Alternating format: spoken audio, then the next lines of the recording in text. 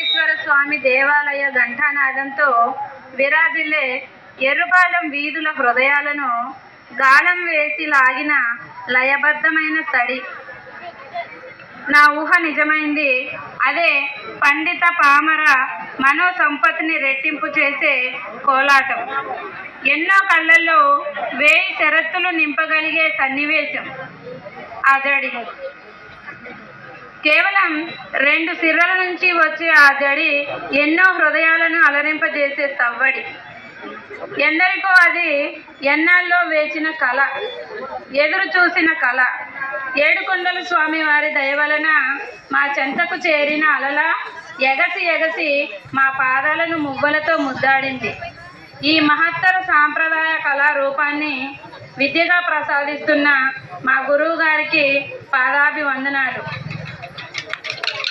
కళ మరియు సేవ 2 కన్నులుగా ఉన్న మా గురువు గారికి అన్నింటా సగమై సముజ్జి అయి ప్రేమ సుధను పంచుతున్న మహారాణికి కళాభివందనాలు. రాజకీయ, ధార్మిక 2 రంగాలలో ఎన్నో పదవులను అలంకరించిన అనుభవ చరిత్ర ఉన్న 2 కోలలు చేతబట్టి ఎంతోమంది కళాభిమానులను అలరిస్తున్నారు.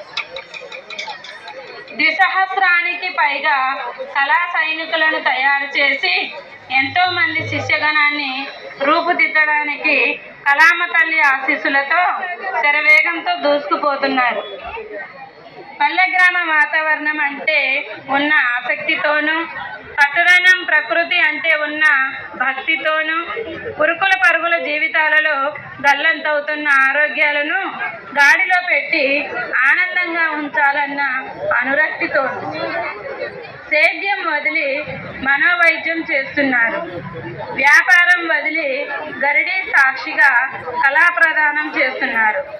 5గురు ఆడబిడ్డల తర్వాత కోరిన తల్లికి వడ్డీ కాసుల వాడి వరప్రసాదంగా అందిన కానుకై ఎందరో ఆడబిడ్డలకు దైవ సేవా ప్రాప్తిని కలిగిస్తున్న మా గురువు గారికి వకులామాత స్తుతిని ఆశీస్సులు మెండుగా ఉండాలని కోరుకుంటున్నాం.